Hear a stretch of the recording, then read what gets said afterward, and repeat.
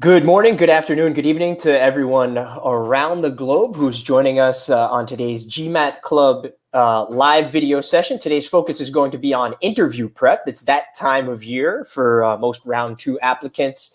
Some probably in the last few days have even started to hear interview invites. Some interview invites, the early ones even for round two, have gone out even in January. So it is that time of year. We passed round two deadlines a few weeks ago. Folks are gearing up for interview prep now. So happy to have you join us today on this YouTube session, how to ace your MBA interview.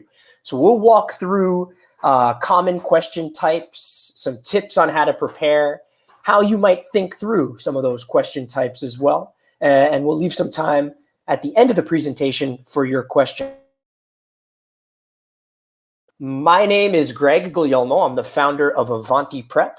We are an MBA admissions consulting firm based in New York, but we work with applicants all around the world. We invite you to visit our website, avantiprep.com. For more information, we invite you to read our testimonials and our reviews on GMAT Club, as well as on our website for the best kind of insight into what we do with clients and what past applicants have thought have been the biggest benefits of our partnership. And as it specifically relates to interview prep, we invite you to take a look at our interview prep offering. We do have a very, what we pride ourselves on it being a very comprehensive, deep, and detailed interview prep offering. It is 3 hours in duration, typically. It doesn't need to be. If you only want to sign up for a couple of hours or hourly service, that's fine too. But our typical interview prep offering is 3 hours in duration. And during that, we spend about 1 hour on a school-specific mock interview. So in the style of the school that you're interviewing with, we'll talk about today during the presentation how different schools' interviews vary, how question types vary, how question patterns vary, and how you can kind of prepare yourself to be aware of those things. So 1 hour mock interview in the style of the school you're interviewing with. That's actually longer than most MBA interviews will actually last, so we get more practice. And then we do a 2 hour question by question coaching and feedback session. We think that you'll find that there's a lot of value. At that price point, you might otherwise see an hour and a half type experience. We're giving you 3 hours with that. So please take a look, avantiprep.com. Without further ado, let's dive into how to ace your MBA interviews. I'm going to share a couple of screens here in a moment. But a very first thing, when you've been invited to interview, I mentioned a moment ago, schools, there's kind of a standard MBA interview out there, but some schools, some MBA programs stray from that pretty significantly and have a very distinct style of interview. And then even within the schools that have a standard, kind of follow a pretty standard MBA interview, there are nuances that you'll want to pay attention to. So as a very first step, we often encourage applicants to look up the interview reports, use publicly available resources to look up the interview reports provided by applicants who have interviewed with those schools in the past. So I'm going to pull up on my screen here one way to do that through GMAT Club. I will share my screen. So GMAT Club, it might be a little hard to read. It's gmatclub.com/forum/decision tracker interview debriefs. Maybe our admin can put that up on the screen for you. I'll shoot the link over to him. But also, if you Google GMAT Club MBA interview debriefs, you're going to get routed to this link. And what you'll see there is kind of a repository of interview reports from applicants who have in the last couple of weeks or months or even years interviewed with given programs. When you first land on the page, you'll have all the most recent interviews listed up there, interview reports listed up there. But very importantly, toward the top right-hand side of the page, you can filter by dozens and dozens and dozens of programs. And that's really the important thing here is if you got invited to interview at Fuqua or Kellogg or Wharton or whatever school it is, be sure to filter for that program. And you'll be able to see all of the interview reports provided by people who did recently interview with these schools. And again, the goal here is for you to really familiarize yourself with the question types and question patterns asked by each school. There is no interviews are the same, even for the same school. There might be kind of a certain ethos or a certain patterns that you can identify. No two interviews are going to be completely identical because no two interviewers are completely identical and no two conversations or applicants are completely identical. But still, it's a really, really important first step, I would say, in familiarizing yourself with question types, question patterns, and question frequencies. You might observe, for example, that a certain question or a certain set of questions seem like they show up 90 or 95% of the time for a certain school's interviews. Well, you could start to feel pretty confident about the possibility that you're going to encounter that question in your interview as well. You'll see other questions that kind of show up half the time and still others that might only show up once in a while. I encourage people to build a document of sorts. Have the interview debriefs open on one side of your screen, have a blank document open on the other side, and start to kind of build out a framework of common questions I seem like each school asks more than others. And as we dive further into this presentation, I'll talk a little bit about what those different question types are and how you might think of categorizing them in your head or on paper, and then how you might think about going about answering them or structuring your responses. So that's very, very helpful. In addition to that, by the way, we do encourage people to look up the schools. A lot of schools have their own articles, blog posts, videos about their interviews. That's another great resource. So yes, interview reports and interview debriefs. The GMAT Club page that I have up on the screen there is a great resource for that. The link was shared on the screen a moment ago. But in addition to that, look up the school's own write-ups, blog posts, etc. If you've networked, which we hope you have done, if you've networked with the school and have spoken with current students and have a little bit of a relationship with them, then maybe this is a time to reconnect with them as well, to pick their brain, get to know even more about the school, hear maybe what their interview experience was like. So interview debriefs and school resources, those school resources, blog posts, videos, write-ups, etc., can be very helpful in just picking up nuggets of information about what certain schools might look for in their interviews and how they approach their interviews, what types of interview structure that they utilize. So definitely take a look at those as well. I will share a different screen now over to a presentation that'll just give us a little bit of a framework to inform this conversation. And again, we'll leave time for questions at the end. I mentioned a moment ago who I am, what Avanti Prep is, and what our interview prep offering looks like. So we're happy to have you sign up, of course, and would welcome the chance to partner with you on that. You can visit, again, avantiprep.com. Now, as far as thinking about your interview prep, I mentioned, of course, looking up the questions, looking up question types, question patterns, familiarizing yourself with that, building out a document of sorts with those questions, as well as availing yourself of the school resources. Some things that we're going to walk through today are what's listed there on the page. Some interview basics, as well as then different categories of questions that you might encounter. So when you go and look up interview reports for schools from various resources, perhaps especially that GMAT Club resource I mentioned, it could feel overwhelming at first blush. You say, gee, there are so many different types of questions, so many different question types. How do I think about these? How do I categorize them?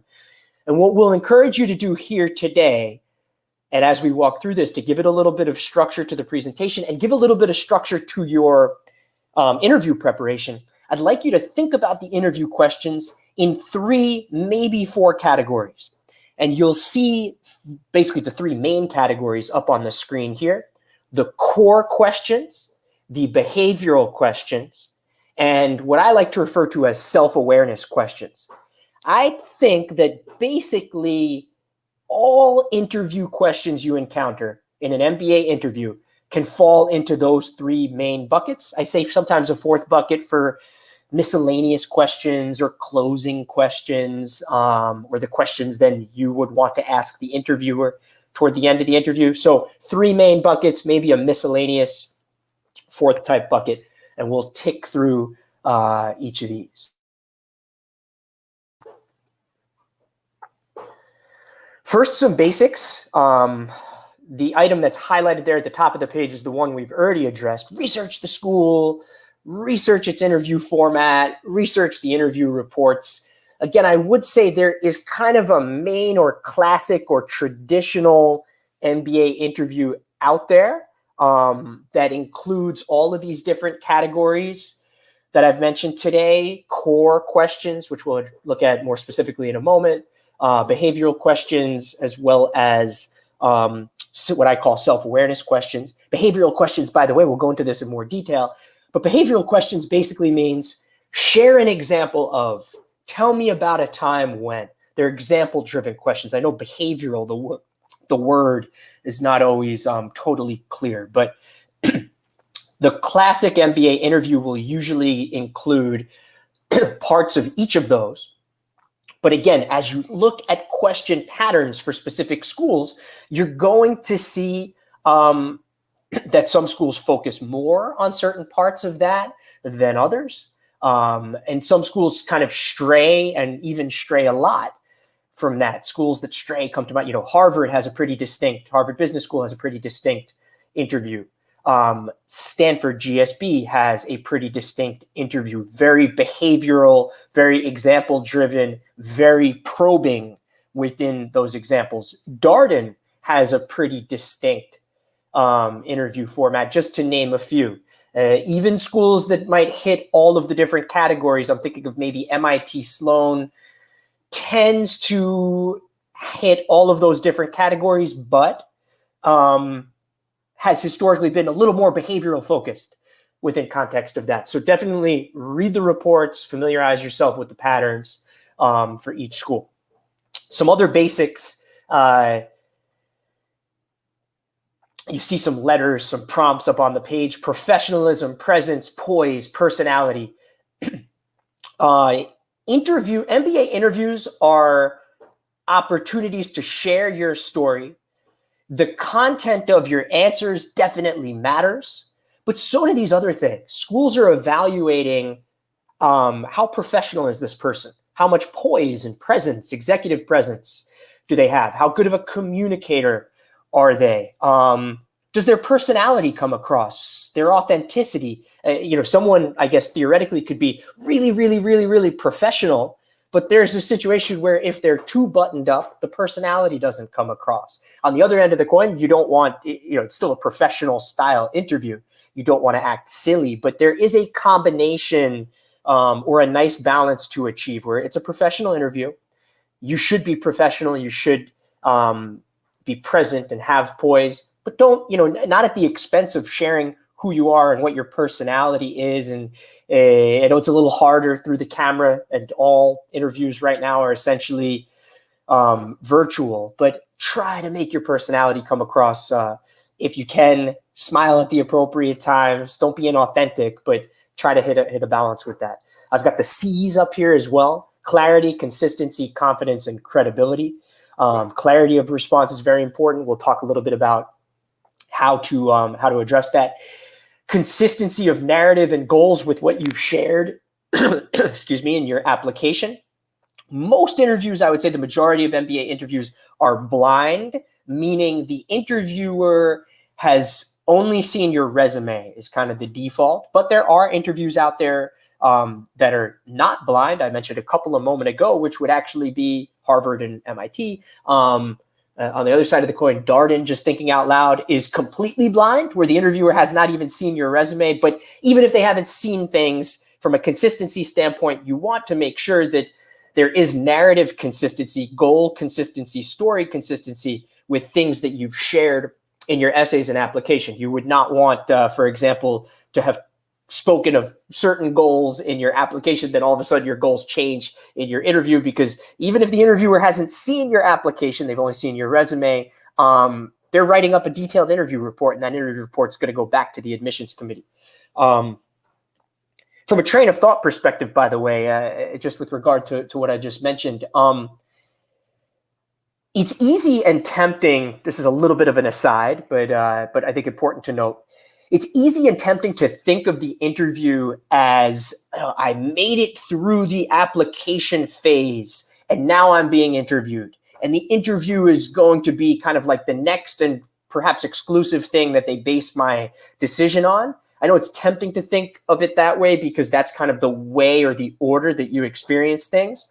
But that's actually not the case. In almost all cases I can think of, your application and recommendations and essays and so forth were strong enough to for schools that invite you to interview, for them to want to interview you. That's great. Now you get interviewed, and the interview becomes one more data point or one more write-up or one more piece of information that then goes back into the pile with everything else for additional review. So yeah, it's not like you made it through the application phase and now I'm going to get interviewed and everything is going to be based on that. The interview will typically go kind of back into your file and everything will get reviewed together. The S's I've got up on the page there: structure but not scripted, specific but succinct. We'll talk about how to balance some of these things. You definitely don't want to be overly structured or overly scripted. This should feel natural, but we'll talk about some ways or some devices or frameworks that you could think about to give a little bit of structure or a little bit of kind of talking point clarity to your responses. We'll go into that. Balancing being specific with being concise is important. You definitely want specificity to come across here, but we don't want you to talk forever and ever and ever. From a dress standpoint, it's usually business professional. I would default to business professional. Some schools have, I guess, eased up on that a little bit, but I would only ease up on that if it's explicitly stated somewhere that you could dress like business casual or something like that. From a Skype or virtual interview standpoint, these days it's basically everybody doing it that way. We've all grown increasingly accustomed to our lighting, our situation, our surroundings. But just think about the experience. Think about the physical experience of the interview. You're doing it virtually, either because it's COVID or just that's how, maybe you live somewhere where you have to do it virtually even during normal times. Think about how to create as much engagement with the interviewer, to cast as much presence as you can and create as much engagement with the interviewer as you can, even virtually. So, you don't want to sit too far down or back, nor would you want to be all, totally up in the screen either. How do you strike a balance with that? I am admittedly kind of off center right now. I think you'd want to be more centered with that. And also eye contact. How do you create eye contact in a virtual situation? It is difficult. You'll even see my eyes strain. As much as I'm trying to do it right now during this video, it's hard to always keep your eyes pinned on the camera. But I would say from an eye contact perspective, just the same way that in person you would want to make eye contact with your interviewer, try to create that sensation through the virtual format. What does that mean? It means usually that your eyes need to be trained on the camera, wherever your camera is located. For me, it's at the top of my screen. So how do I try to keep my eyes trained up there? A little trick that I like to use for that is whatever you're looking at, whatever window you're looking at the other person in, I sometimes minimize it as much as I can and put it just below, as close to and below the video camera that I can. That way, if my eyes are on the person in the video, in this case, I guess I have to kind of look at myself, but because there's no one else in the video, but usually you'd be looking at the other person in the video. I try to put them just below my video camera so that when I'm making eye contact with the video representation of that person, I am kind of looking at the camera and it creates the sensation of eye contact. So that's just, something else to keep in mind. I have something interesting on here, public. Scout the location in advance if nearby. This is something that's a little tough to do in a lot of environments, but in like a New York City or San Francisco or, kind of walkable cities where your in-person interview might be occurring relatively with some proximity to where you live or work. It's kind of an interesting tactic. It's obviously a non-COVID tactic because it would occur when interviews are occurring in person. But like, if you live in New York City and you're interviewing with an alum who you're meeting at a coffee shop after they get out of work, and that coffee shop is like 15 blocks from where you live, I would scout the location in advance, meaning go walk past the coffee shop. What's the layout? There's a certain even kind of psychological quality to this where humans perform better in environments that they are familiar with. So if you've walked past, peeked inside, gone inside, know what the seating is, I think that can have value. It sounds a little extreme or a little, you don't have to do it. And again, it's probably location specific, but I think there can be value to that. Other little things with these in-person interviews that might occur at a coffee shop or something like that. Remember, you're showing up at a coffee shop. You might be waiting online with the interviewer to purchase coffee or that sort of thing. So there's going to be an informal interaction that is also important. It's not explicitly evaluative, but that's an opportunity to build rapport. So think about if you were standing online at a coffee shop with somebody you've never met before, who's about to interview you, and that line is going to last for 5 to 10 minutes. What are you talking about? Something similar could occur, by the way, when you interview on campus. A little bit of a tangent, I guess, because most people tuned in here are going to be doing virtual interviews. But you interview on campus, you meet them in the admissions office. Now you've got to walk, 4 minutes to wherever you're going to interview, some other room. There's a little bit of chit chat occurring there, I guess, virtually. And as it pertains to the folks tuned in today, it's probably more just pleasantries and stuff like that being exchanged toward the beginning of the interview. Let's go into the interview types, interview question types. So I mentioned earlier, core questions. I usually refer to a core 4 or core 5. And those are basically listed up on the page. There's 4 quadrants, but those core 4 or core 5 questions would be, tell me about yourself. That's number 1. Or it could be, walk me through your resume, but something like that. Tell me about yourself or walk me through your resume. A very common opening question in MBA interviews. Tell me about yourself or walk me through your resume. Question 1. Question 2, and not necessarily in this order. I'm just saying core 4 or core 5. Tell me about yourself. Walk me through your resume. Why MBA? Why now? Would be another common or core question. What are your short and long-term career goals? Why our program? Meaning why Kellogg? Why Fuqua? And then a 5th kind of core question could be, what specific contributions do you intend to make? Or what can you uniquely bring to our program? So core 4 or core 5, very important to keep in your mind as you go through, as you enter the interviews. I think in some form or fashion, you are, with a couple of exceptions, I guess notable exceptions, you're like almost always going to want to be ready to answer these 4 or 5 questions in an MBA interview. That first question, by the way, and all of these, again, going back to those interview reports that I encourage you to read through, read through those. You're going to see that some schools don't really ask a tell me about yourself or a walk me through your resume. I'm thinking of like MIT Sloan. A very common opening question there is, do you have any updates since you've applied?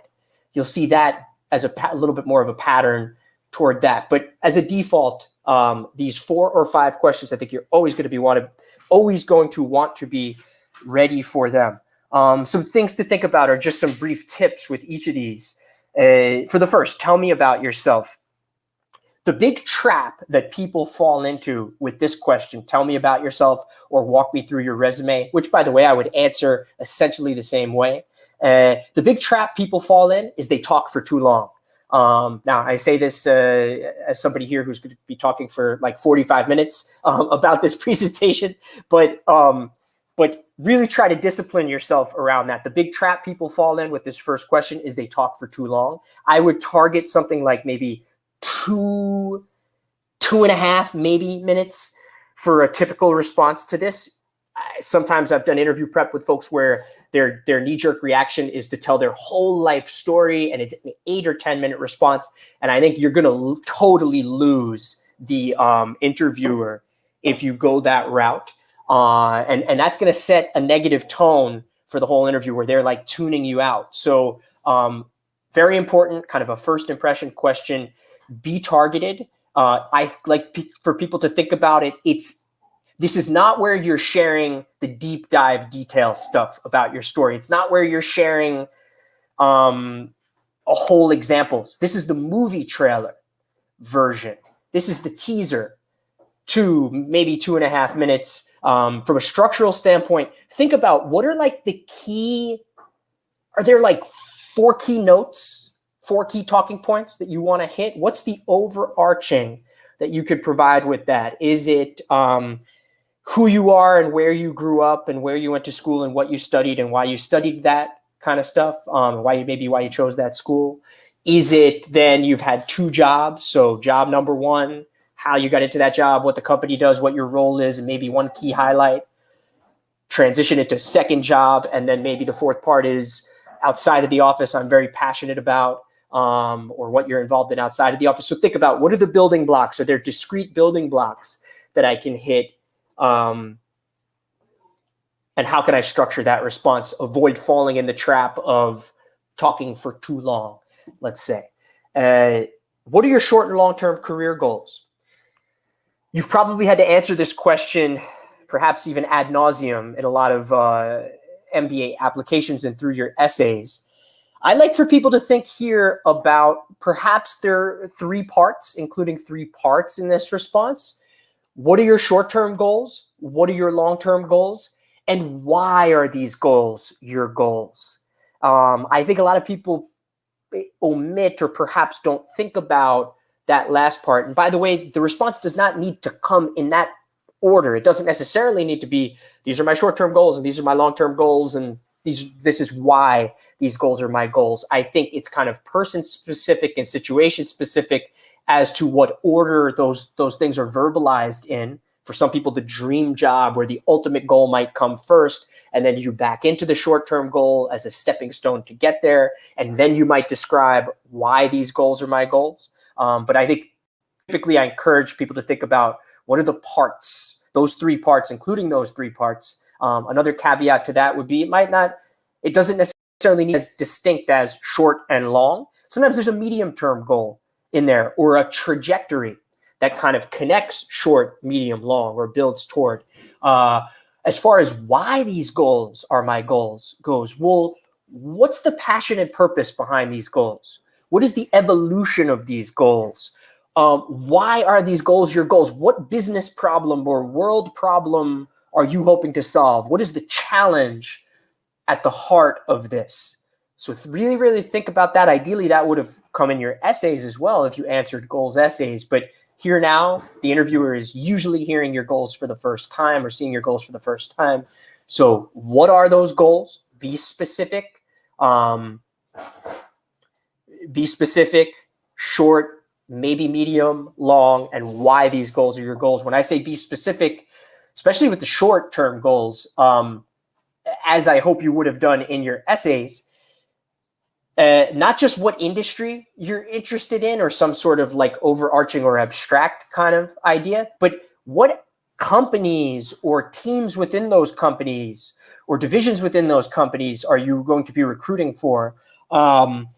What roles on those teams? Hopefully you've done your homework around which companies recruit at which programs and what paths therefore seem viable and things like that.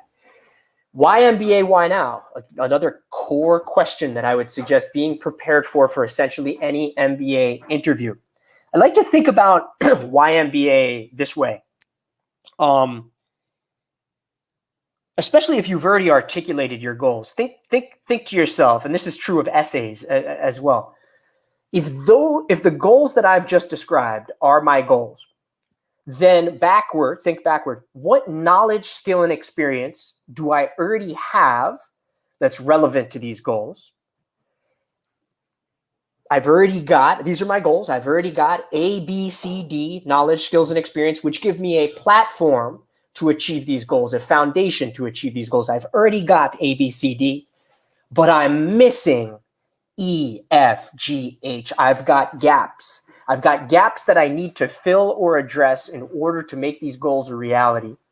And the MBA, or whatever program you're applying to, is what's going to fill those gaps. So when I think about these goals, well, I've already got knowledge, skills, and experience, A, B, C, D, that give me a foundation for that. If you do articulate this in the interview, which I would suggest doing, be brief with that. This question is about why MBA. This is just a little bit of a preface in order to provide clarity and context into why MBA. But given those goals, I've already got knowledge, skill, experience, A, B, C, D, which give me a platform or relevance to achieve those goals. And I'm just going to pull up to see what the comment is on the screen. Hit the like button if you found this session helpful. Those are my goals. I've already got knowledge, skill, experience, A, B, C, D, which give me a foundation to achieve those goals. Be specific and really crystallize what A, B, C, D are, but be brief. You're not going into detail about those. You're just using them as preface in order to then isolate or identify the gaps that you have and the why MBA then. So given my goals, I've already got A, B, C, D. Those are relevant. They give me a foundation. This creates an idea of achievability or relevance in the eye of the interviewer. But in order to achieve these goals, I'm missing the following key things.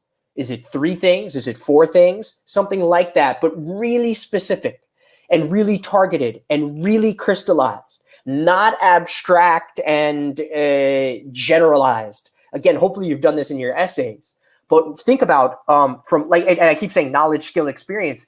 Think about all those different elements. Are there certain hard skills that you need or you're missing? Is there certain pieces of knowledge that you're missing? Well, if you think about your goals, maybe you've already got A and B, which are good, but what am I missing? What am I going to learn? What am I going to learn through the MBA?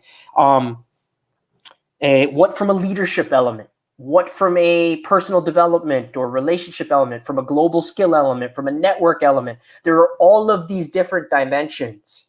And you want to be kind of, I would say, diverse in that, honest and authentic, but diverse in that articulation. I think if your YMBA was only about learning, like, I need to learn finance and I need to learn strategy, well, that's pretty one-dimensional. It's pretty academic. Think about all these different things. There are going to be knowledge and hard skills. There's going to be hands-on experience. There are going to be network elements. There's going to be leadership development. Think across all those different dimensions and really crystallize and isolate what are the gaps that I have. It takes some self-reflection. Again, hopefully you've done it for your essays already. For the why now component, don't ignore that component. A lot of times this question gets asked in conjunction, why MBA, why now? Don't ignore the why now component. Think about where you are in your own career trajectory and why now makes sense. Be honest and authentic about that as well. Think about, are you at an inflection point where perhaps you have enough experience to have defined and evolved and to have clarity on what your goals are, the goals that you perhaps have already mentioned, but given where you are in your career, you've now got clarity on what those goals are. Are you at an inflection point where now you have that ABCD, which gives you a foundation so that when combined with the EFGH that you'd learn through an MBA or acquire through an MBA, you'd be ready to achieve those next goals? And think about, too, what you can contribute now to an MBA program. You're probably not going to go into detail here about what those contributions would be, but just think, why now? Well, maybe your goals are clear. Because why? Why? Because you've thought about them, evolution. Maybe your goals are clear. Maybe you've got a foundation of knowledge, skill, and experience which when combined with the MBA, make those goals achievable. And perhaps you're also at a point in your career now where you can meaningfully contribute to an MBA program. Long story short, think about these different nodes to why now as well. Why our program? Why Kellogg? Why Fuqua? Why Booth? Why Tuck? You're almost guaranteed to get the question. I like to think about it this way. If during a why MBA response, or at least in your mental mapping, you've thought to yourself, I've got gaps E, F, G, H. I've crystallized these gaps. I need an MBA in order to fill these gaps. Well, now think to yourself, how does each school, or how does the school I'm interviewing with uniquely and specifically fill those gaps? So this takes a deep knowledge of the programs to which you're applying. You've probably familiarized yourself with the programs while you were completing the applications. Maybe some time has passed and the freshness of the examples and stuff and the talking points has faded a little bit. So I like to encourage people, I use a little bit of a funny phrase for this, but I say to people, inhale the propaganda of the school. Inhale the resources, inhale the information. Do your online research, get to familiarize with your programs, but also re-up the conversations that you've had with current students or alumni or people affiliated with the program. Have another couple of those before the interview. Refresh on that. You definitely, ideally, would go beyond just like what's on the computer screen or on a website in trying to identify or fit these examples, these specific program-specific examples into your narrative. Watch videos. There's going to be a variety of resources. And very importantly, too, and I think maybe I'm a little guilty here of not putting this on the slide in the best way possible. But I've basically said, look, for YMBA, identify those gaps, crystallize those gaps, E, F, G, H. Now think about why Kellogg, why Fuqua, why Tuck. What are these specific resources at each of these programs that fill those gaps? The thing I'm guilty of, I think, with the text on the slide is I don't want you to think that this is just an exercise in like reciting facts about the school. Maybe the way I present it on the slide can tempt people into doing that. So to be clear, you do want to be really specific and show that you know about the resources of the school and how they uniquely fit into filling those gaps for you. But you absolutely also want to convey, I said the word fit a second ago, convey fit, discuss culture and community and values of the program. You could almost potentially even bucket, if it is like a four-pronged attack or a multi-pronged attack, you could almost bucket things into like program-specific elements and culture, community, values elements. I just say this to highlight for people or to reiterate for people, you do want to be very specific and show that you have thought about and have a deep understanding of the program and how that fits into filling these gaps for you. But you should be wary of and resist the temptation to just recite facts about the school. They should be really specifically connected to you and your needs and your goals. And it should transcend just like program facts and also encompass or include why this school from a fit, culture, community, values standpoint. So you have to kind of design or plan around that and ensure that you're capturing both program specifics as well as culture, community, values, fit kind of stuff. I have noted on the page too, weave in notable school contact.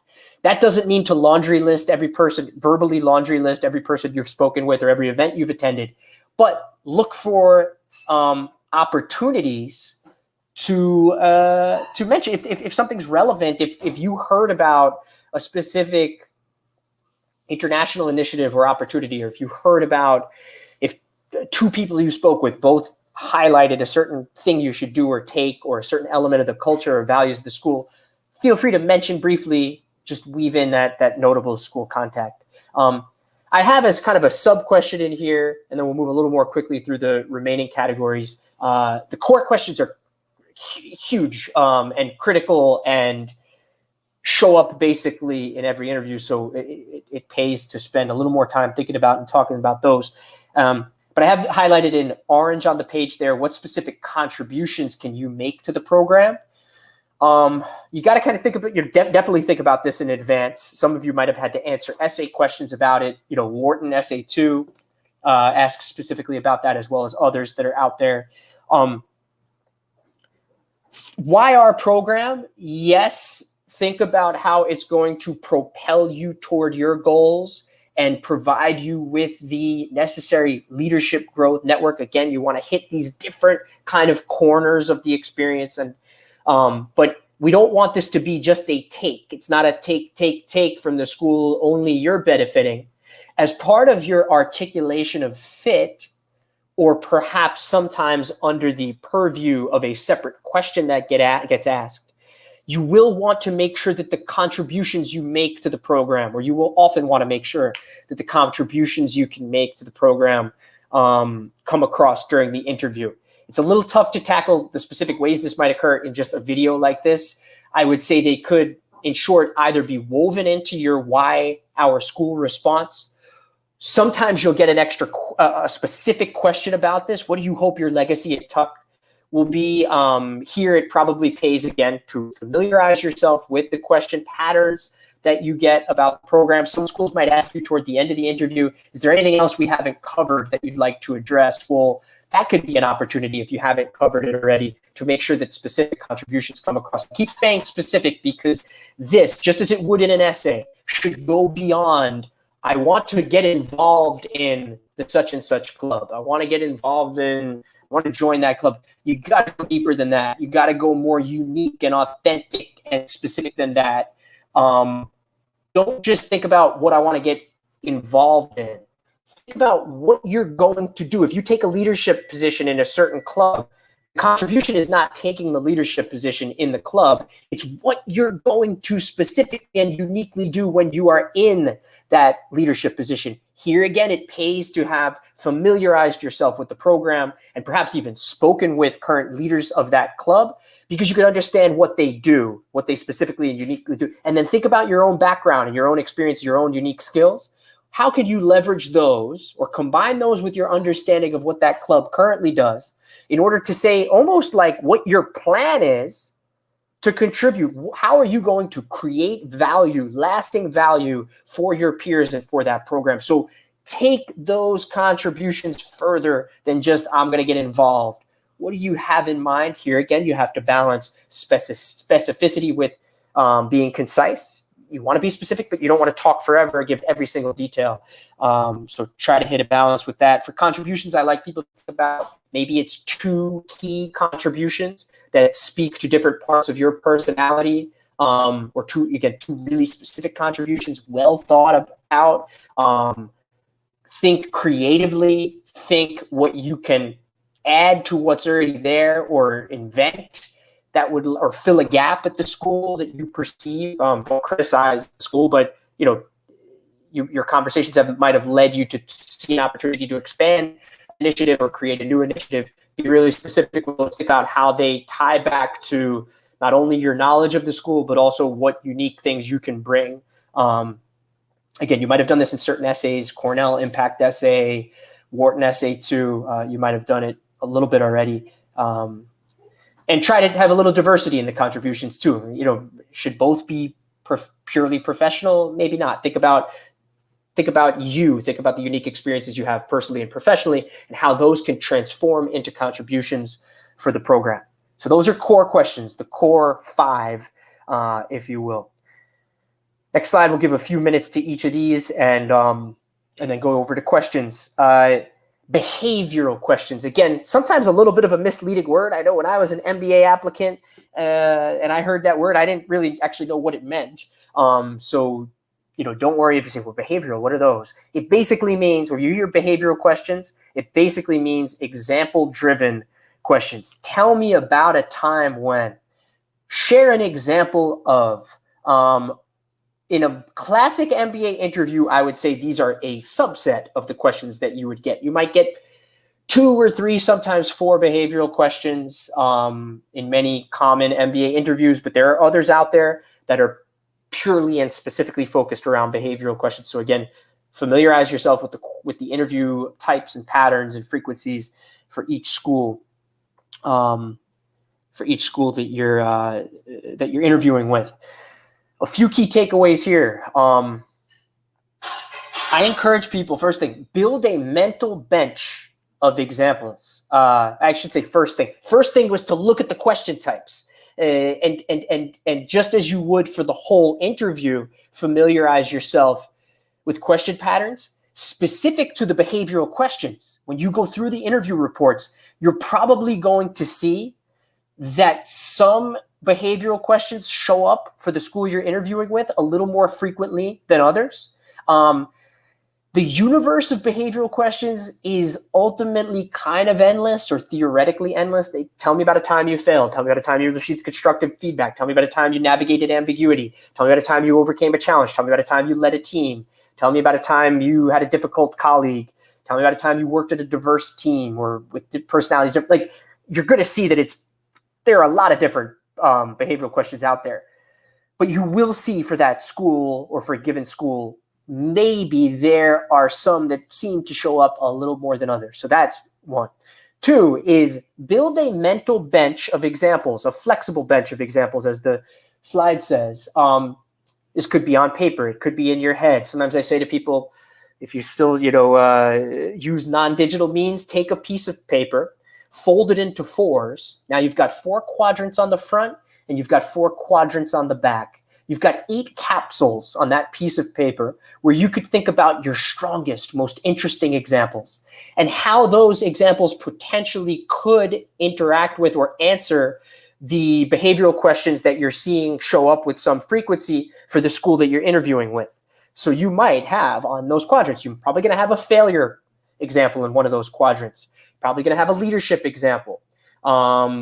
If they ask me my most significant professional accomplishment or my most significant personal accomplishment, working in diverse teams or global or international experience, you'll want to kind of build that bench of examples, think through your experiences.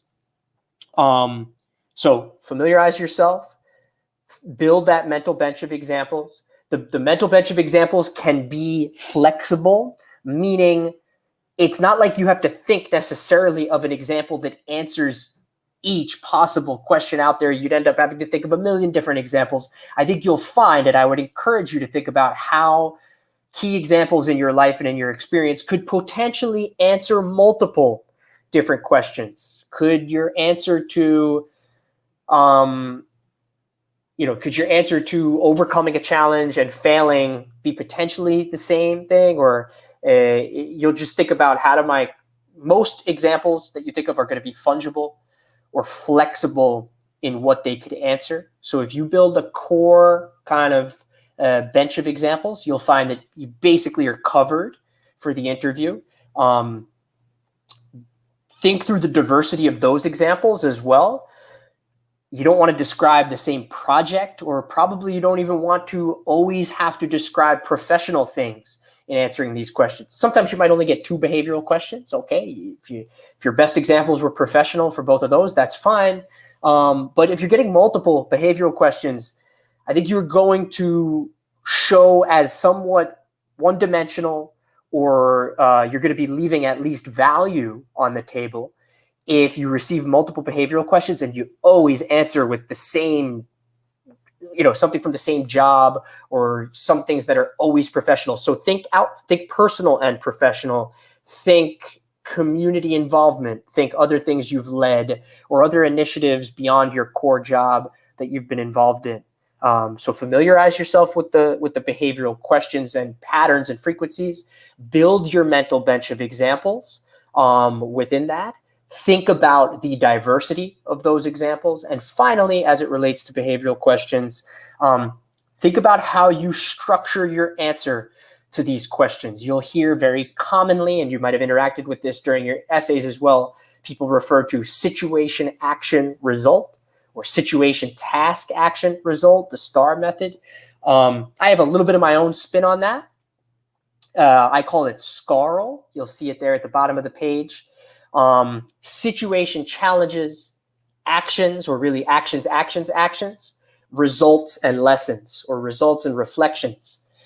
If we had to map this to something like situation, action, result, I encourage you to think of it this way. MIT Sloan, which used to have up on their website, I believe they've taken it off, but they had something about behavioral event-based interviews, BEIs, because they liked to fashion their interviews around behavioral questions, not exclusively, but in large part. And they had a great bullet point on there. It said, every story has a beginning, a middle, and an end. So think about that. You're sharing a story about something, whether you were telling it to somebody you just met or here to the interviewer who you probably have just met. How could you make that story digestible and followable to them? How could you not overwhelm them? How could you put a little self-discipline on it so that you don't overwhelm them with detail or talk forever? Well, think about what is the beginning, the middle, and the end of your story. I like to map this to the SCARL method and say to myself, well, the beginning of the story is probably the situation and the challenges. The middle of the story are the actions. And here I even like for people to think about actions, actions, actions. First, I did this. Then we did this. Then we did this. I like to say actions, actions, actions, because if you just say actions, you don't want to come across like you waved a magic wand and everything got solved. Or, I was leading this complex project and I did this and everything was great. So think about, first we did this, then we did this, then we did this. And then the end of the story, the results, and really perhaps equally important, the lessons or the reflections or the insights that you can glean from the experience. So beginning, middle, and end. Beginning, situation and challenges. Middle, actions, actions, actions. End, results, reflections, lessons learned. Other quick thoughts on this. As with all these questions, you don't want to talk forever. This gives you a little bit of structure here to think about how to fill that in. I think probably something like, again, 2, maybe 2.5 minutes for a response is enough. Be wary of, you don't want a 5-minute response to this. You're going to lose the listener. And again, I say that understanding that here I'm talking and giving you tons and tons of detail about the interview, but hopefully it helps. But you will want to impose some self-discipline around this. Don't need every single detail. You don't want to go down a rabbit hole of the experience. I promise you will lose the interviewer's attention. So beginning, middle, and end. How can I keep that discipline? Situation, challenges, actions, actions, actions, results, reflections.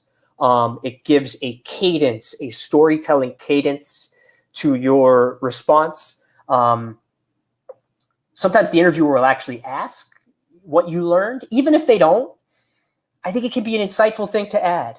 Things that you gleaned from the experience or what you applied next time you encountered something like that.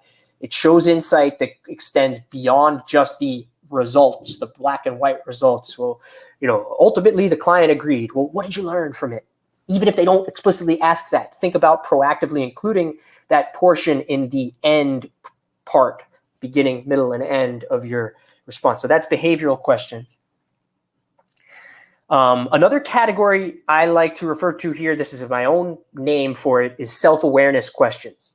And again, going back to the beginning of this conversation, if you look at most interview reports and you look at these big lists of questions that you could interact with, and maybe you have interview debriefs, interview reports up on one side of your screen and a blank Google Doc or Word doc or whatever you use on the other side, and you're listing the kind of master universe of potential questions you think you might encounter for a given school's interview. Now you say, oh, geez, how do I tackle this? This seems like a million different questions. I think you're almost always going to find that you could bucket them into core questions, behavioral questions, or self-awareness questions. By self-awareness questions, I've got a few examples listed up there on the page, but something to the effect of, what is your leadership style? What role do you typically play in a team? What are your main strengths? What are your main weaknesses? What would your colleagues say about you? How would they describe you? How would your bosses describe you? So think about those. There are essentially self-awareness questions. There are some cousin questions to this, which would be, they might ask, what is your leadership style? But you could also get, what qualities do you think are important for a leader to have? It's not quite self-awareness. It's more leadership related. But you could, as you brainstorm your own leadership style, think adjacent to that. What qualities do you think are important for a leader to have? Similarly, if you think about what role you typically play in a team, also think about what qualities do you think are important for a team to have. So the categorization, the word self-awareness question, the word self in that doesn't necessarily always apply, but I think within this category, you'll find adjacencies like that, and you'll see in the question patterns, you probably still just bucket, maybe you come up with a better name than self-awareness questions, but strengths, weaknesses, how would friends, peers, bosses describe you? What is your leadership style? What qualities do you think are important in a leader? What role do you typically play in a team? What qualities do you think are important in a team? Maybe who is a leader you admire? You'll see questions like this. I think you could bucket them that way. Think about, I have written on the slide there, you won't be able to prepare for every single question. And I don't think you really need to. I think that if you have thought about your strengths, for example, like you're prepared to answer, tell me your 3 main strengths. Well, if you did not get a strengths question and you instead got, how would your colleagues describe you? Well, you've already kind of mentally mapped or are prepared to answer the strengths question. You've probably got 3 of those in your head and you're ready to elaborate on them. Well, if you instead get the question of how your colleagues or your bosses would describe you or what adjectives they would use, you could probably leverage similar or the same strengths content and just reframe how you deliver the answer so that they are descriptors or adjectives instead of strengths. So think about how you can scale your responses. The goal here is not to memorize potential answers to every possible question that you could get. It is to think through the core elements, not core questions, though those are important too, but the core elements of who you are, leadership style, role you typically play in a team, qualities in team and leader you think are important, strengths, weaknesses. If you think through those things, you might have a nice backbone. You probably will have a nice backbone for any kind of self-awareness questions that you get. You don't need to engineer, again, you shouldn't try to memorize potential answers for every single possible thing. So just I think keeping that in mind from a structural standpoint for these questions, I like people to think about, and here again, structure I think helps create a cadence. You don't want your response to be overly structured, but it can help you create a storytelling cadence to your response, and it can make the information digestible to the listener, and can give you a little bit of self-discipline to avoid just talking in run-on sentences or going down rabbit holes. So I like for these self-awareness questions for people to brand it, elaborate on it, and perhaps share a mini example to illustrate it. Meaning, if you were asked, what is your leadership style? Brand it. Put a brand on it. Basically, answer the question clearly and directly. I would say that my leadership style is defined by blank, or that my leadership style is blank. You're branding it. You're answering the question clearly and directly. You're not burying the lead. You're leading with the lead. This is my style. Answer it directly. Brand it. Elaborate on it. What do you mean by that? Why do you think it's important? That sort of thing. So brand it. Okay, you've kind of defined it, but now you have to explain what you mean. Elaborate on it. So brand it, elaborate on it. And then sometimes you'll have to kind of use your judgment on this. It might be appropriate to offer a mini example to support or illustrate what you mean. And I use the words mini example intentionally here because I want to draw a distinction between the behavioral questions we just covered and what you'd be doing here. In the behavioral questions, the example is your whole answer. Here, the example or mini example is part of your answer. It's an illustration within your answer. So you would not want to here brand it, elaborate on it, and then launch into a whole behavioral style description. It's going to make for too long of an answer, and that's not really what they're looking for. brand it, elaborate on it, and see if there's more of a mini example or something you could more verbally refer to illustrate the point in a briefer kind of way. So that's a structure I think you could potentially keep in mind. Brand it, elaborate on it, mini example. If you're answering in multiples, like if it's telling me about 3 strengths, I would be wary of, unless you could do it very concisely, I think you should brand the 3 strengths. You should elaborate on the 3 strengths.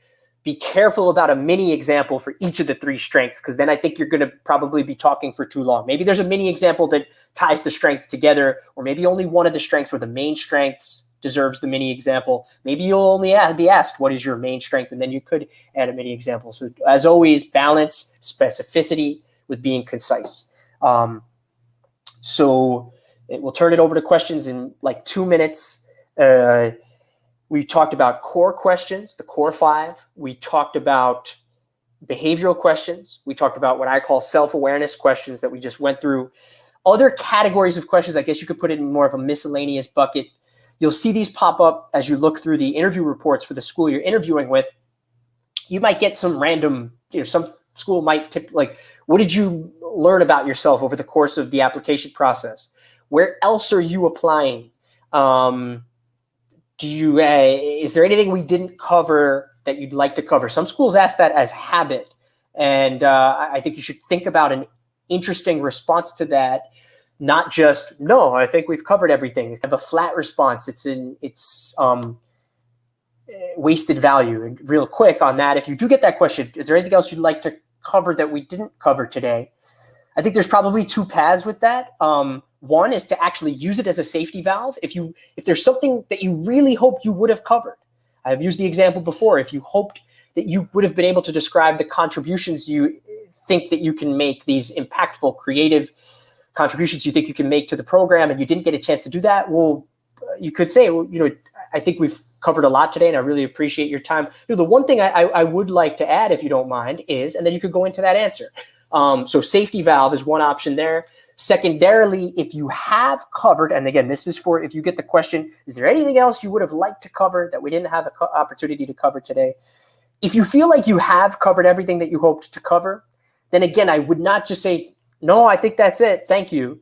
You could just use it to put a bow on the interview, to close with something heartfelt and authentic about, for all the reasons described from blank to blank and blank to blank, I really do believe, and I want to reiterate some sort of closing or summary kind of comment from the heart, authentic, where appropriate, of your own design, of your own style, not something long, but just kind of a concluding remark to reinforce maybe there are certain points about fit, or something genuinely is a top choice school for you, conveying that. So just think about that. You will have the opportunity typically to ask the interviewer questions.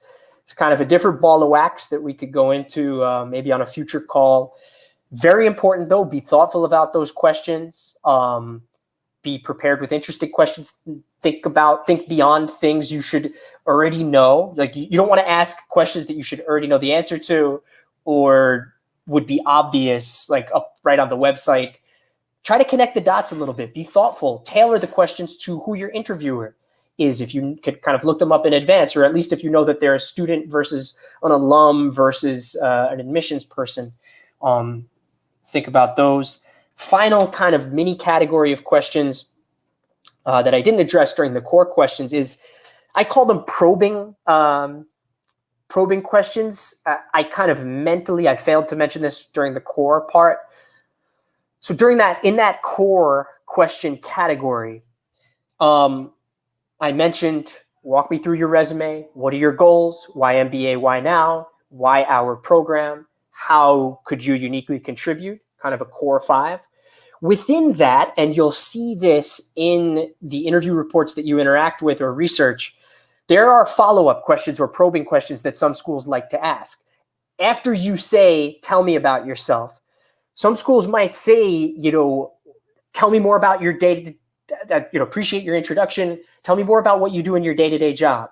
What's the most interesting thing you do in your day-to-day job? What are the challenges facing your industry? Why did you choose your undergrad program? Why did you choose your major? For me, I like to think about those as existing within the core question bucket, but basically as probes or follow-ups to the core questions or your responses to the core questions. Again, like you might share your goals. Some schools like to ask, what's your plan B? What's your backup plan if you can't achieve those goals? That I would think of, you've got your core 5 in that core bucket, then you have these kind of follow-ups that some schools like to ask. Within them, you'll see patterns around that in the interview reports. So think about those. And similarly too, when you answer behavioral questions, probably most schools, I would say, they kind of just let you answer the behavioral question. But there are some schools out there, Stanford GSB, probably the shining example of this. They're going to ask you a behavioral question and then like interrupt you, probe you, ask you for more information. Why were you thinking that? Why did you do that? Why'd you do it that way? Why'd you talk to them first? What were you thinking? Like, it's like they ask the behavioral question, but they're going to pepper you with like 6, 7, 8 more questions within it. So what we walk through today are the macro categories and kind of the leading questions, but be on the lookout for those probes and those tendencies within. So let's turn it over to questions now. As we do so, again, I invite you to visit avantiprep.com, sign up for a free consultation, or if you're ready to proceed with interview prep, feel free to go ahead with that. Be confident, be positive, be yourself when you do tackle these interviews. Are there any particular points to know about the second-year student interviews at Tuck? Very, very school-specific question here. I think off of the top of my head, I cannot think of anything beyond the normal type of things that you'd want to think about heading into any school's interview, which is familiarize yourself with question types, question patterns. I guess here you typically with Tuck kind of know that you're, in this case, getting a second-year student. So you could familiarize yourself potentially in advance, or you could at least tailor your questions to them at the end, knowing that it's going to be a second year who's interviewing me. So how do I tailor my questions to the fact that a student is going to be the one who's interviewing? Beyond that, I can't think of anything that jumps to the top of my mind that, again, wouldn't exist with a second-year student interviewing you at another school, or thoughts beyond making sure that you familiarize yourself with the program, know the program well, know the offerings as well as the culture and the community, and those sorts of things. But again, I think those things permeate into other schools. Some people might say and I think this is true really of most interviews out there, they're usually conversational. They're not there to intimidate you. I wouldn't let that word conversational, though, confuse you. I think sometimes that word gets thrown around a lot. The interview was very conversational. I think what people really mean by that is the interviewer wasn't there to scare me or intimidate me. And for the most part, I would say that's true. There probably are a couple schools in here where, feels like a tougher interview with an admissions officer and things like that. But when you hear conversational, though, a couple things to keep in mind. It usually means the spirit of that word in an interview context for MBA programs is they weren't there to scare me or interview me. They wanted me to feel comfortable so that I could be myself and share my answers, share my story, share my goals, share my interest in the school, share how I'd contribute. What it doesn't mean, though, is that it doesn't mean it's an informal conversation. It's a professional conversation. Again, talked about in the beginning, doesn't mean overly buttoned up. You want your personality to come across, but conversational does not mean informal and that you should let your guard down and be silly or, let your phone go off or get distracted. Conversational just means they're not there to intimidate you. Another thing conversational usually doesn't mean in MBA interviews, the cadence of these is usually such that they're asking questions and you're answering. They might have a little bit of filler, or there might be a little bit of a follow-up conversation after the questions, but usually they're asking you questions. And then at the end, you're going to have the opportunity to ask them questions. there'll be a little bit of back and forth interaction, but conversational, sometimes I think of conversational as like two people going on a social gathering, and it's a 50-50 conversation. You're asking questions and they're asking questions, and that's how a normal conversation takes place. This in MBA interviews usually, even if there's a non-intimidating feel to them, the interviewers, for the most part, asking you the questions, you're answering, and then at the end, you'll have the chance to ask the question. But that, again, is not Tuck specific. I think that's more macro. We'll take the next question. What can we do to demonstrate the impact of our accomplishments that are hard to quantify or associate numbers with, either in interviews or on an MBA resume? Interesting question. Great question.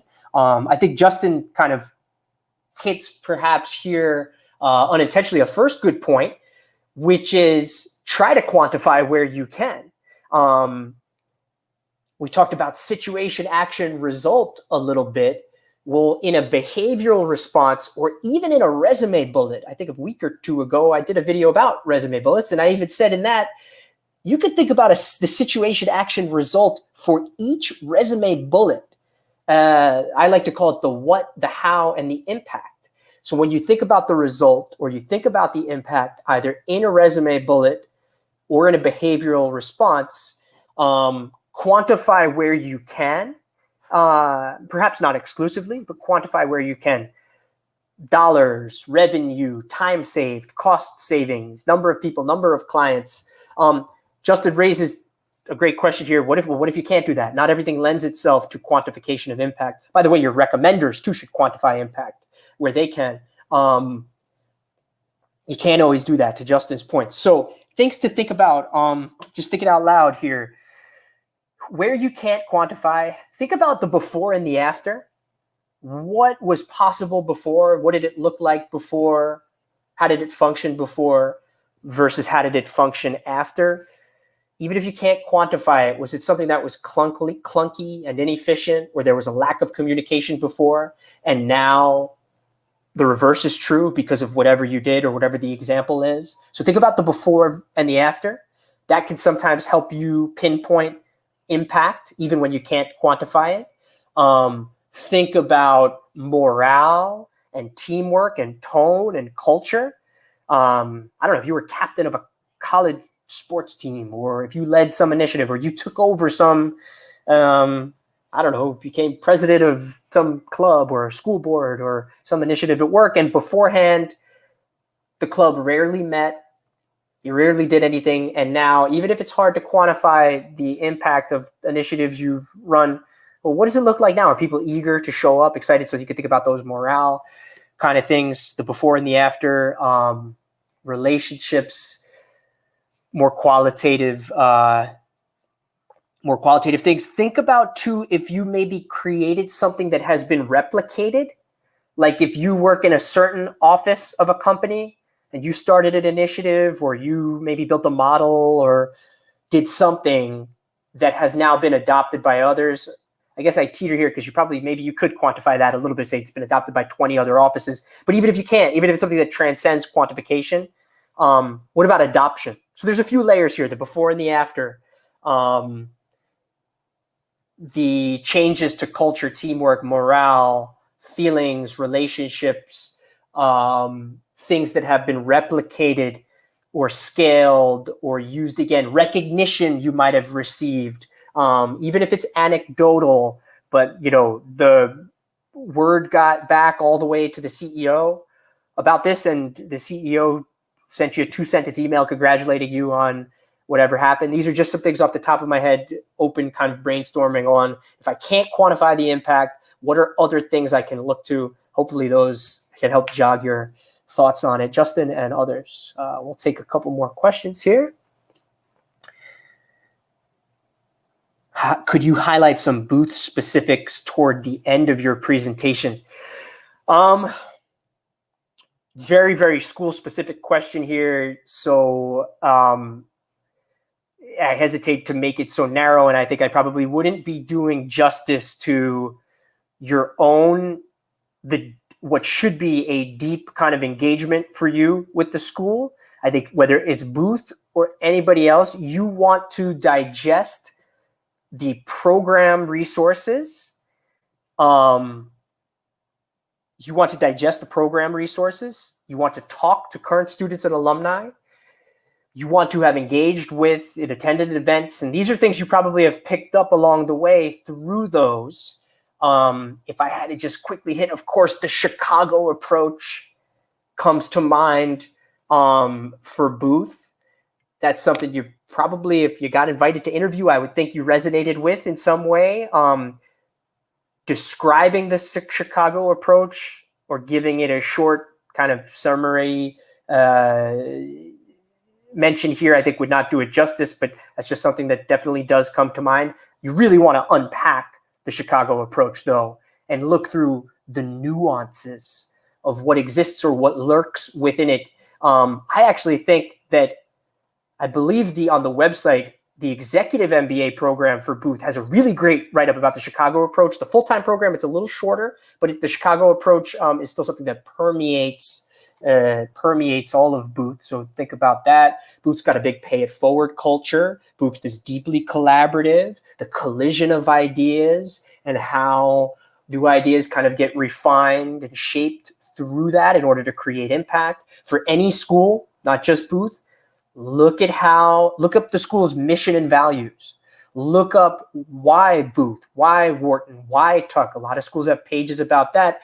You would not want to just recite back what's on those pages. You want to have a deeper and more sophisticated and more heartfelt and more informed understanding of it. But at least that can set you in some directions as far as what to think about. So hopefully that gives you a kind of forum appropriate help. Overconfident, arrogant versus confident, how to control this. Tough one to verbalize. I think that's an intuitive. I think you want to have an effective interviewee probably has social awareness and a certain antenna about this. If you're unsure or don't trust your own antenna on it, then you probably want to have some sort of mock style interaction or mock interview or something with somebody who is fluent in or familiar with the type of interview, that you'd be conducting, so that at least they have a situation specific, even a culture specific feeling for what might be perceived a certain way. Because that stuff can actually vary. The interpretation of things can vary culture to culture, country to country, even person to person. So I think part of it is just like, that's something you just got to have a feel for. If you're not sure of your feel on it, you probably want to get some reps in with a mock interview, somebody who's done interviews for a certain school, or at least in a certain MBA environment or country environment, so that you could get some feedback on whether things do feel overconfident and arrogant versus confident. I would say by and large, this is not a place to brag about yourself. It's a place to reveal yourself. If you're like reciting, if you're coming across as self-aggrandizing or braggadocious, it's going to hurt you in this interview. I think if anything, there's, like your accomplishments and stuff like that, the brag stuff, it might have shown up on resume bullets, might have shown up as black and white facts, hopefully showed up in your recommenders. There's third party, great play. They could do the bragging about you. I think somebody would be doing themselves a big injustice here if they seemed overconfident or braggadocious or self-aggrandizing in an interview. Most schools are looking for, I'll quote my own alma mater, confident, UC Berkeley Haas, confident humility, confidence without attitude. It is a tough thing, Sahil, to balance. There's a certain je ne sais quoi to it. You have to have that antenna about it. And if you're unsure of it, consider trying to get some reps in and some feedback from people who could. It's hard to know about, how certain things sound. I would say try to get a little feedback on that. Let's take a couple more questions if people are finding this helpful. In the MBA interview, which question is the best place to bring up names of students or alums that I spoke with during my research? From Eric. Yeah, I guess the most natural place that might occur is in the why Kellogg, why our school, why Tuck, why Fuqua, why Haas question. That's probably going to be the most natural place. I mentioned earlier that it's not so that I'm explaining myself hopefully more clearly. It's, you definitely don't want to or need to name every single person you talk to or every event you attended. You have to be judicious about this. And maybe it's like one spot or two spots where you'd weave it in, where something was really compelling or really important or really insightful. You're kind of peppering them in or weaving them in. That, Eric, I think would be the most natural spot to do it. But some others that come to mind, if there's a separate question about the legacy you think you want to leave at the school or hope to leave at the school, or the contributions you intend to make, that might be another place where it naturally comes into play. I mentioned, if you want to take a leadership position in a certain club or organize a certain conference or create something new and you've spoken to the current president of that club or conference, well, that's a pretty natural probably place to, it doesn't have to be the president of that club or conference either, but that could be a natural place where it comes up as well. Finally, another one that comes to mind would be perhaps when you ask questions at the end. It's a little more complicated, so I don't want it to become a slippery slope for a conversation like this, but the questions you ask at the end, they are questions you're asking the interviewer, but I sometimes like to encourage people, think about the preface to your question. You want to kind of connect the dots here a little bit. So there could be an opportunity in the preface to your question to potentially weave in a conversation. During such and such an admissions event, I had the opportunity to chat with admissions officer XYZ toward the end, and she really highlighted blank. I'd be curious to know, interviewer, how ... So there you're kind of using a preface or embedding a preface to your question. I would just caution people, the preface should be short. It is a valuable opportunity, Eric, perhaps to mention what are these other conversations that you've had if it does tee up the question well. But make sure you don't keep it short. And by the way, the preface to these questions, to your question, they don't have to be related to conversations either. There could be other prefaces. Something else, you could be re-referencing or building on something that came up in the interview, and now you're piggybacking off of that to inform your question. So you can mind the preface. The preface could hold value, but you don't want the preface to like eat the question or make it sound like you're forcing an additional talking point in there. The question is about the question. The preface should feel natural. So those are some places where that might show up. Thank you, Utkarsh. Can you give me some pointers about the type of questions for relatively more experienced applicants who might have 10 years of experience? So great question from Utkarsh. I think for any applicant out there, before you go in the interview, think about, of course, strengths, weaknesses.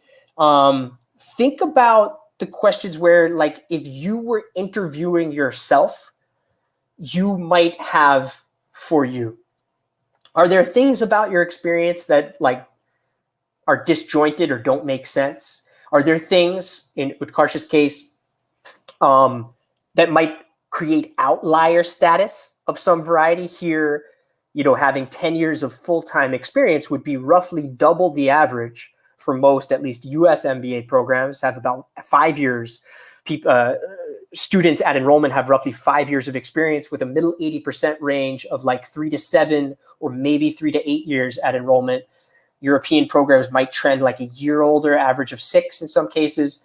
So you think to yourself, okay, well, I'm an outlier. That's a question that if I were interviewing myself, I might ask about. So everyone should think about and be ready to preempt or provide clarity into those. Utkarsh, in your case, when you encounter a question like why MBA, why now, I would proactively consider the why now piece of that as an opportunity for you, an invitation for you to proactively address that and to kind of acknowledge, show the self-awareness that you're aware, you realize you have more experience than the norm, but why now, why is now still the right time for you to pursue a full-time, I'm assuming, full-time MBA, So let's try not, whether it's you have extra work experience or somebody else might have a huge employment gap, or somebody else, maybe you have goals that really feel kind of disconnected from your current experiences and your pivot feels really stark. Whatever those things are, those alarm bells or those light bulbs that go off in your head, that you're kind of the things that you've been wondering or worrying about your profile, the interview is an opportunity to proactively address those and own the messaging around them. So I think I would look for those opportunities. Utkarsh, again, probably why now is the place where that would most naturally show up for you, and you could kind of hit that head on. You could think about too, what are maybe some of the positives associated with having more experience? You don't want to sound braggadocious or something, but the perspective, the depth of perspective that you could bring to the class. You would think about, think through how would I, not only where would I address this, but how. And if you don't address it earlier, and then you do get that question at the end, the safety valve question, is there anything else we haven't addressed that you'd like to talk about? That could be an opportunity to do that as well. And again, to project this to other applicants, it doesn't necessarily mean I have too much of experience. It could mean I have too little experience and I want to address that. It could mean my goals, I realize my goals feel somewhat disjointed, but it could be not disjointed, maybe I wouldn't use the word disjointed in the interview, but I realize that this transition feels relatively stark from working in nonprofit to now wanting to go into investment banking. But here's why I believe I'll be able to achieve that through the MBA. Things like that. It could be somebody who had a big employment gap. Just think through what would you ask you or wonder or worry about. Let's do 2 more questions and then we'll wrap it up. If there are 2 more questions. Gap in my profile primarily due to personal reasons. If justified with genuine reasons during the interview, are they considered by the admissions team? Yes, they will definitely consider those. I think it's kind of case by case as far as the explanatory value of what you provide. Always, be honest, be genuine, be forthcoming. Kind of connected to the question I was just answering. If you are aware of a gap like that, then think to yourself, where and how might I address it? Is it enough of a gap that I really probably should address it? Because the interviewer is going to be sitting there wondering about it. Hopefully you addressed it already in the app, meaning in your optional essay or the additional information section that essentially every school provides. Those are other places where you might address things like this. As far as whether admissions committees look past it, I think that's so situation specific. If it's something really, really, really serious, I think then of course there's going to be a greater likelihood that they do look past it. I think for most people, it's probably going to fall somewhere in between. You want to explain and be forthcoming and be honest, and provide as best of justification or rationale as you can, and talk about it in that way. They might appreciate those justifications. Those justifications are probably better than providing no justifications. Whether it's enough for them to completely look past something, I think it's very situation specific. Let's take it to a final question.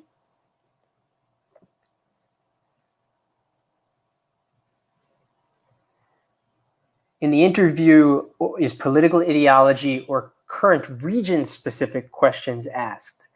Interesting question. I would say there's probably 2 kind of mini questions in there. Is political ideology ever asked? I would say I cannot think of an example where it would be. So no, for political ideology. Is there a possibility that some rogue interviewer asks or alludes to that somehow? I guess it is. You can't control, schools can't control whether an interviewer would do that. An interviewer really should not do that. I think they would be certainly coached by the schools not to do that. So political ideology really isn't going to come up. Likewise for you, though, as the interviewee, I would not bring up political ideology. I think politics is something, especially these days, at least here in the US, it's something that is like a third rail. And I know in a lot of countries there are, people have very, very different political opinions. So I think politics is something that both from an interviewer and interviewee perspective is going to stay out of the conversation. Some examples, maybe like the rare exception to that, somebody worked on like a political campaign. Okay, well then their experience or articulation of their experience might be inherently tied to a degree of politics. But even then, you're not really going to be talking about like political issues. So political ideology is really kind of off. Current region-specific questions, I think those could kind of more naturally come up. They're not going to like, I can't think of situations where like you're going to be asked like, tell me about, the current, I saw that, high-speed rail is being built in a certain region of a certain country. Tell me about that project. I can't really think of specific targeted questions like that, but region-specific questions can more naturally come up because you might be talking like your job might be kind of inherently related to the economics or the industries of a certain region. As you discuss your own personal background or values, sometimes those are influenced by where you grew up, or if you've evolved or taken a personal journey. If you grew up in a certain environment and that informed your personal choice, so that region could kind of, I guess, come up indirectly or inherently that way. So we'll leave it there for today. You'll see the session link and some other information there at the bottom of the page. Again, we invite people to visit avantiprep.com. We do have a comprehensive interview prep offering.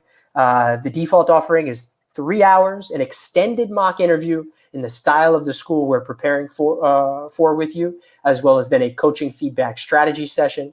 If 3 hours is beyond the pale of what you're looking for, hourly services, our hourly services offering is another way to just sign up for X amount of time and deploy that time for purposes of interview prep. So we appreciate your time today. I hope you enjoyed the long session. We chipped through a lot. I know it's like drinking from a fire hose, but I hope it helped, and wish everybody the best of luck on their interviews and with their apps and with their results over the next several weeks. So hope you have a great day.